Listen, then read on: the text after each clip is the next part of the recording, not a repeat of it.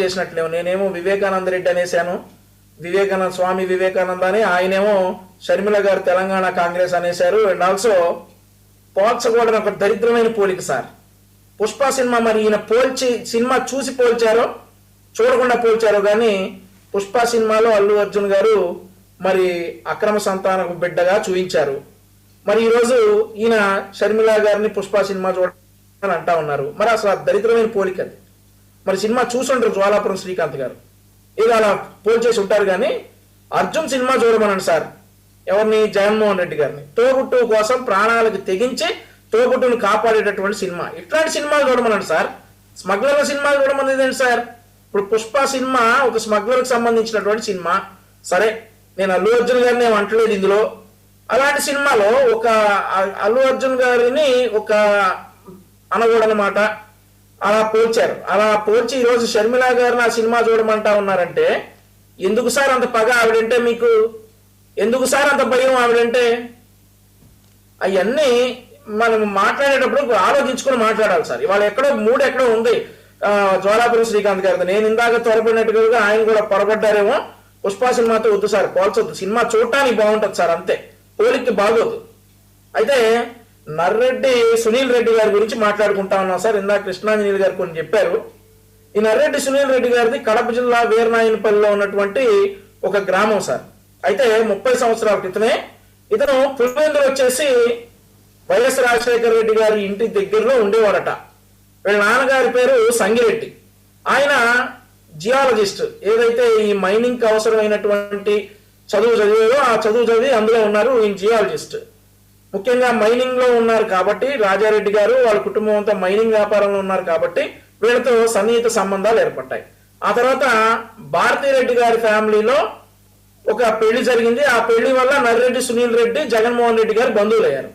ఆ తర్వాత 2004లో ఎప్పుడైతే జగన్మోహన్ రెడ్డి గారి తండ్రి రాజశేఖర రెడ్డి గారు సీఎం అయ్యారో నర్రెడ్డి సునీల్ రెడ్డి గారు సునీల్ ఇన్ఫ్రాస్ట్రక్చర్ అని ఒక కంపెనీ పెట్టారు సార్. ఆ కంపెనీ పెట్టి 2005లో ఒక 45 కోట్ల రూపాయల ట్రాన్సాక్షన్ చేసి ఆ కంపెనీ ద్వారా ఆ కంపెనీ ఎత్తేసారు సార్. నెల రోజుల్లో కంపెనీ పెట్టడం, నెల రోజుల తర్వాత కంపెనీ ఎత్తేసేయటం, ట్రాన్సాక్షన్ చేయటం మొత్తం కూడా ఒకేసారి జరిగినాయి. అలా నర్రెడ్డి సునీల్ రెడ్డి గారి నేర చరిత్ర స్టార్ట్ అయింది అని చెప్పేసి సిబిఐ వాళ్ళు 2012లో చెప్పినటువంటి మాట.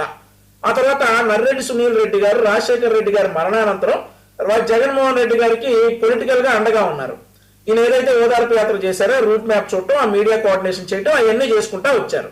సరే, 2014లో అన్ఫార్చునేట్లీ వాళ్ళ అధికారంలోకి వాళ్ళ పార్టీ పాపం అధికారంలోకి రాలేదని అనుకున్నారు.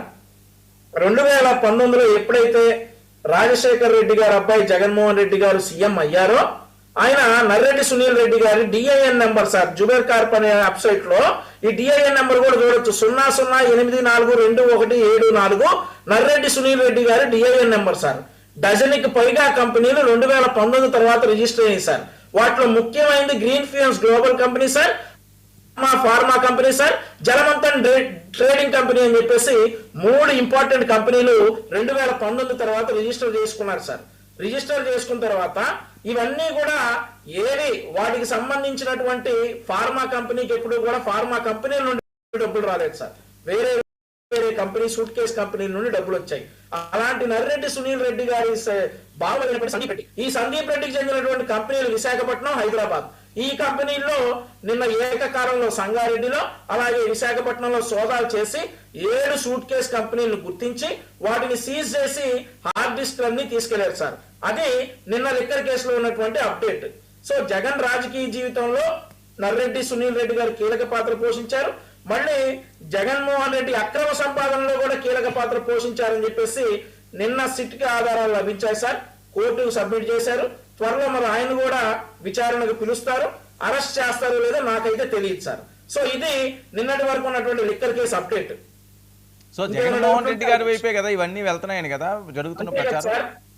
ఇప్పుడు జగన్మోహన్ రెడ్డి గారు భారతీ రెడ్డి గారి తర్వాత అంత ఇంపార్టెన్స్ ఇచ్చింది ఈ నర్రెడ్డి సునీల్ రెడ్డి గారికే సార్. మీరు చూసుకోవచ్చు ఆయన డిఐఎన్ నెంబర్ 00842174. ఆ డిఐఎన్ నెంబర్ మీరు వెబ్సైట్ లో కొడితే ఆయన ఎప్పుడు ఏ కంపెనీకి డైరెక్టర్ గా ఉన్నారో వస్తుంది సార్.